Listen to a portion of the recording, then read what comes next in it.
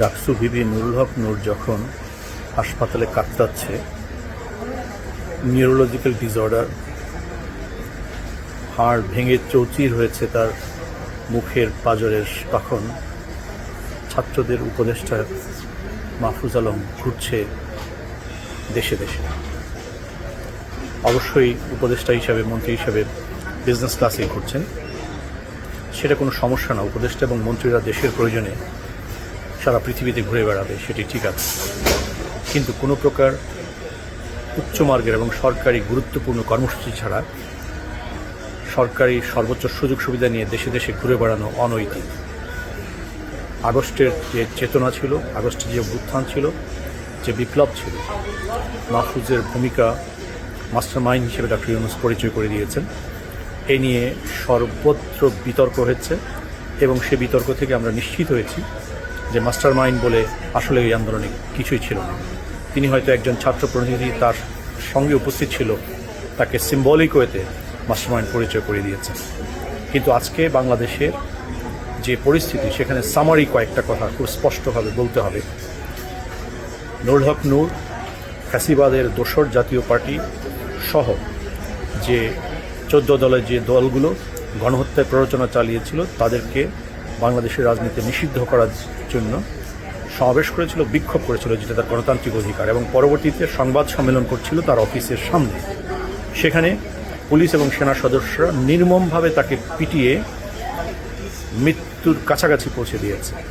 এর মাধ্যমে বাংলাদেশের সকল রাজনীতিক এবং জুলাই অভ্যুত্থানের নায়কদেরকেও একটা বার্তা দেওয়া হয়েছে যে পার্শ্ববর্তী দেশের ইশারায় যারা চলবে তাদের বিরুদ্ধে কিছু করা যাবে না। হাসিনা গেছে, তার তাদেরকে টিকিয়ে রাখতে হবে। কে জাতীয় পার্টি আমরা সবাই জানি। সেই নূরের ঘটনা 29 তারিখ থেকে আজকে 12ই সেপ্টেম্বর একজনকেও বরখাস্ত করা হয়নি, একজনকেও গ্রেপ্তার করা হয়নি, সবাই ইতিমধ্যে চিহ্নিত হয়েছে। নূর এখনও তার জীবন যন্ত্রণা নিয়ে মৃত্যুর সঙ্গে পাঞ্জা লড়ছে ঢাকা মেডিকেল কলেজ। মৃত্যুর সঙ্গে পাঞ্জা লড়ছে কি বোঝেন না আপনারা? যার নিউরোলজিক্যাল সমস্যা, যার মাথায় পানি এসেছিল, যার মাথায় পানি আসার চেয়ে ভয়ঙ্কর ঘটনা ঘটেছিল, যে তার ওয়েট এবং সব কিছু প্রায় অর্ধেক হয়ে গেছে, যার ঠিকমতো কথা বলতে পারে না, তাকাতে পারে না, সেই মানুষটাকে হাসপাতালে রেখে সরকার যে নাটক করছে, তাকে বিদেশে চিকিৎসার জন্য পাঠানো কোনো লাক্সারির কোনো ব্যাপার নয়। নিউরো সমস্যায় বাংলাদেশ এখনও আন্তর্জাতিক মানে পৌঁছতে পারেনি। অনেক ক্ষেত্রেই করেছে, কিন্তু নিউরো ব্যাপারে নয়।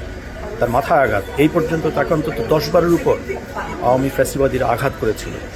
সেই নূর যে জেনারেশনকে ঘুরে দাঁড়াতে শিখিয়েছে, যেই নূর শুধু কোটা আন্দোলন নয়, সড়ক আন্দোলন, দেশকে নিরাপদ করা, আজকে দেশকে সংস্কারের পথে নিয়ে যাওয়া এবং ফ্যাসিবাদ উৎখাতে পুরো জেনারেশনকে হ্যামিলনের বাঁশিওয়ালার ভূমিকা পালন করেছে। সেই হ্যামিলনের বাঁশিওয়ালাকে আজকে বিনা চিকিৎসায় ফেলে রেখে যেভাবে অবহেলা করছেন উপদেষ্টারা, সেখানে গিয়ে বলছেন তারা আশেপাশের এমন দেশে নেওয়ার কথা বলছেন যেখানে তার কোনো চিকিৎসাই হবে না, অথচ যেখানে তার চিকিৎসার জন্য নেওয়া দরকার সেখানে নেওয়া হচ্ছে না। এখনও তার ভিসা প্রসেস, কোন দেশে চিকিৎসা করাবে, কোনো কিছুই ঠিক করা হয়নি। খুবই দুঃখজনক। আপনার ইউনূস স্যার, আপনার উপদেষ্টা পরিষদের বেশিরভাগই চরমভাবে ব্যর্থ হয়েছে আপনার মিশনকে এগিয়ে নিতে। আপনি যখন বলেছেন নূরের চিকিৎসার জন্য বিদেশে ব্যবস্থা করতে, 48 ঘন্টার মধ্যে উচিত ছিল স্বাস্থ্য মন্ত্রণালয়, শিক্ষা মন্ত্রণালয়, আইন মন্ত্রণালয় এরা মিলে তার চিকিৎসা নিশ্চিত করা, কিন্তু তারা সেটি করেনি। ছাত্রদের প্রতিনিধি হিসেবে আসিফ দেখা করে চলে এসে আর কিছুই বলেনি। মাহফুজ দেশে দেশে ঘুরছে কোনো সরকারি কর্মসূচি, কোনো সরকারি কার্যক্রম ছাড়াই। খুবই দুঃখজনক। আমরা জানি আমাদের মধ্যে এক ধরনের, আমি মুনাফিকি শব্দটা বলবো না, কিন্তু এক ধরনের অস্বীকার করার প্রবণতা আছে। আজকে আপনারা সরকারে বসে আছেন নূরের কারণে, নূরদের কারণে। সুতরাং আল্লাহর ওয়াস্তে খুব দ্রুত নূরকে বিদেশে পাঠানোর ব্যবস্থা করুন। মাহফুজ, আপনি ছাত্র প্রতিনিধি, উপদেষ্টা হিসেবে আপনার প্রতি সর্বশেষ আমি সম্মান রেখে, শ্রদ্ধা রেখে বলছি, জেনারেশনের প্রতিনিধি হিসেবে এই জেনারেশনকে এইভাবে আসামির কাঠগড়ায় দাঁড় করাবেন না। দয়া করে দায়িত্ব পালন করুন।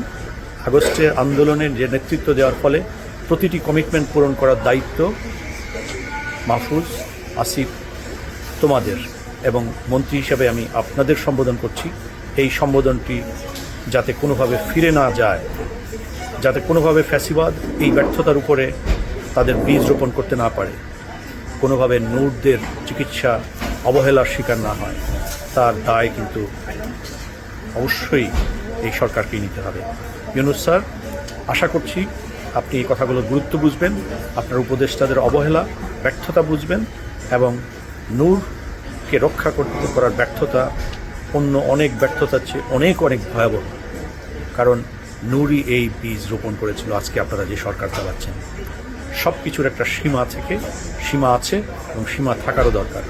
আমরা জানি আপনি একটি সুন্দর নির্বাচন করে গণতান্ত্রিক প্রক্রিয়ার কাছে দেশকে দিয়ে যেতে চান, কিন্তু এর জন্য নূরদের যদি কোনো ক্ষতি হয় তাহলে সেই গণতন্ত্র কোনোদিনই আর ফিরে আসবে না, আপনি নিশ্চিত থাকতে পারেন। এবং আপনার যে ইমেজ জাতীয় এবং আন্তর্জাতিক পর্যায়ে, সেটা এই সমস্ত ব্যর্থ সহযোগীদের কারণে ধুলায় লুটোপুটি খাবে।